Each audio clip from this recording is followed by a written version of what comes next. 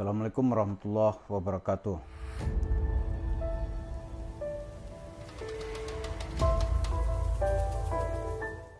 Para pemirsa, di dalam kitab Al-Kabair yang ditulis oleh Al-Imam Al-Hafiz Adz-Dzahabi, itu diterjemahkan ke dalam bahasa Indonesia dengan 76 dosa-dosa besar yang dianggap biasa. Pelajaran ini dijadikan materi oleh guru-guru salafi untuk mengingatkan rambu-rambu kehidupan. Ternyata banyak sekali dosa-dosa besar supaya tidak dilanggar. Di antara dosa besar itu adalah gemar berkata bohong. Firman Allah, innallaha la yahdi man huwa musrifun kadzdzab. Mungkin kalau diartikan itu, sesungguhnya Allah tidak akan memberi hidayah kepada orang-orang yang suka musrifun kadzdzab. Di pendustaan itu, bohongnya itu sudah melampaui batas. Ini perlu kita jelaskan bahwa ketika mendengarkan ceramah Yusuf Mansur itu, dia tuh paling gemar berbohong gitu. Bohong aja kerjaannya. Jadi Allah itu, kalau cerita Yusuf Mansur disebut dengan sifatnya musrifun kadzdzab, maka mendengarkan pengajian di kalangan para kadzdzabin itu, kita tidak akan dapat hidayah. Kalau harta yang dikeluarkan kepada orang-orang yang suka apa yang disebut dengan, ya bahasa Arab itu kan kalau pendusta, ya orang sekali-sekali berdusta, itu disebut dengan tukdzib atau kadzabta gitu. Tapi kalau dia ya biasa berdusta, disebut dengan kadzib, itu pelaku pendusta. Tapi kalau dia kerjanya di mana-mana bohong terus, maka dia disebut dengan kadzab. Maka kalau orang Arab bilang anta kadzab gitu, itu artinya ya kamu tuh bohong melulu. Tapi kalau udah terkenal dia sebagai pembohong gitu, maka disebut dengan Abul Kadzab, mbahai pembohong. Nah, bercerita itu bukan sekedar lantas itu serah-serah gua dong ya. Nah, kita hanya melihat dari segi hukum, apa hukumnya orang yang terus-terusan berbohong. Nah, kata Imam Adz-Dzahabi, itu dia telah melakukan suatu perbuatan, yaitu dosa besar. Allah tidak memberi hidayah. Lantas kalau hadir di pengajian itu gimana? Ya pengajian itu nanti bukan hidayah yang dapat gitu. Tapi apa? Kita akan kena laknatul jama'i. Itu kemurkaan Allah secara berjamaah. Apa bentuknya? Ya uangnya hilang nanti bukan dalam keadaan diridhoi gitu. Habis duitnya, tapi gak diridhoi Allah. Kenapa? Karena didapatkan dengan cara-cara yaitu musrifun kadzdzab. Dengan cara-cara kebohongan. Jadi disebut oleh Imam Adz-Dzahabi, itu dosanya dosa besar gitu.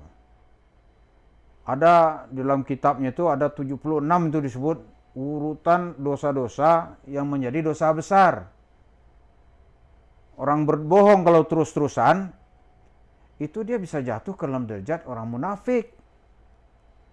Dia berbohong terus-terusan, itu merusak dirinya dan merusak umatnya. Mansur itu cobalah ikut itu. Dalil-dalilnya penuh kebohongan, cerita-ceritanya penuh dengan cerita halu gitu. Nggak ada orang mendapatkan ilmu kalau dalam kajian ilmiah nih. Orang kan harus dapat ilmu. Nggak ada. Yang ada apa? kita dihibur dengan cerita, ya seolah-olah ceritanya itu benar gitu. Misalnya tukang sampah nanti punya proyek perumahan. Kenapa? Karena dia bersedekah mengejar saya, kata Yusuf Mansur. Dia sedekahkan uangnya 1 miliar. Kemudian apa yang terjadi? Dia nanti punya proyek properti. Berapa lama? Wah, hanya hitungan bulan. Maka orang senang itu. Cobalah lihat tuh, pelajarilah buku-buku Yusuf Mansur yang dipublikasi. Saya tuh sebelum mengomentar dia tuh kan ada, kalau nggak salah ada 18 itu buku-bukunya yang saya pelajari itu. Itu isinya ya, kalau dalam bahasa orang Arab atau ya hanu lah. Nggak ada nilai-nilai ilmiahnya. Cerita itu kemudian diteliti oleh saudara-saudara Su'arif. Ternyatanya cerita fiktif yang penuh rekayasa, dia kumpulkan orang-orang yang nulis gitu, itu dibikin cerita fiktif. Coba ente tulis buku, aneh besok mau ke Hong Kong nih misalnya nih. Tuh dia udah siap tuh dengan cerita-cerita, maka di Hong Kong tuh nanti dia akan membual. Dia akan ceritakan bagaimana nanti orang yang sedekah 100.000, nanti 8 bulan kemudian dia punya showroom. Cerita-cerita yang seolah-olah orang, benar juga ini ya. Maka dari situ kemudian uang jerih payah TKW kita, jerih payah berkeringat dari TKI kita gitu, yang disebut dengan tenaga migran, itu diraup oleh Yusuf Mansur. Sampai sekarang dia nggak berani itu ketemu. Coba berani nggak dia? Saya kan pernah bilang mereka, cobalah ini banyak tenaga migran dari Hong Kong pulang nuntut. Nggak berani Yusuf Mansur menghadapinya. Kenapa? Karena dia telah mendapatkan harta itu dengan cara-cara penuh dengan rekayasa kebohongan. Ini dosa aja kerjaannya. Jadi dosa bukan hanya perbuatan-perbuatan yang maksiat. Berbohong itu juga maksiat gitu. Berdosa. Coba akibat dari perbuatan dosa itu tuh. Orang kehilangan harapan. Coba. Orang kehilangan masa depan. Kalau membunuh orang, mungkin penderitaan orang mungkin selesai gitu. Tapi ini itu lebih kejam tindakannya daripada melakukan pembunuhan kepada seseorang. Kenapa? Anak-anak yang kehilangan masa depan, di mana ibunya telah bekerja membanting tulang, berkeringat, di negeri orang itu nasib macam-macam. Kalau dapat majikan yang baik, ya masih oke. Tapi kan sering kita dengar cerita, ada yang disetrika oleh majikannya, ada gajinya nggak dibayar gitu. Datang pula lah ini orang yang seolah menjanjikan surga gitu. Begitu duit dapat, dia tinggalkan neraka. Ini ngeri sekali. Dan itu yang terjadi di tengah masyarakat kita hari ini. Orang-orang begini kalau nggak dilawan, waduh ini pembunuh yang lebih dahsyat ini daripada pembunuh-pembunuh atau preman-preman di pasar gitu. Bahaya. Karena dia datang dengan cara dingin. Dia berwajah Tuhan, membawa jubah Tuhan gitu. Berwajah malaikat. Tapi sebenarnya dia itulah penjahat. Di dalam Al-Quran disebut dengan musrifun kadzab gitu. Itu kebohongannya tuh waduh sudah tiada tara lah gitu. Kejahatannya itu atau bohongnya itu, waduh, bahasa kita tuh nggak sanggup mengungkapkannya. Dia dengan gampang mengatakan, Anda datang nanti, mari kita rubah nasib. Anak-anakmu nanti sekolah dengan enak. Ya orang susah ya maulah gitu. Jangankan itu, kampung halaman dia tinggalkan gitu. Tapi begitu gajinya dipotong tiap bulan gitu. Itu kalau dikumpul sebulan itu Yusuf Mansur bisa mendapat antara 7 sampai 9 miliar rupiah gitu. Itu tahunan para pemirsa, tahunan. Ada yang 8 tahun. Begitu pulang orang enak aja dia bilang tuh. Siapa ya gitu.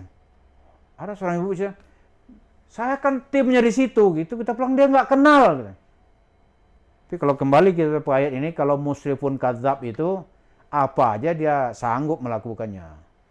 Maka marilah kita rajin-rajin membaca firman Allah, kita renung-renungkan buat diri kita, mudah-mudahan firman Allah ini menjadi obat gitu, agar kita tidak terus-terusan tertipu oleh orang-orang yang membawa-bawa cerita agama, padahal di hatinya itu adalah bagaimana meraup kerakusan duniawi. Terima kasih.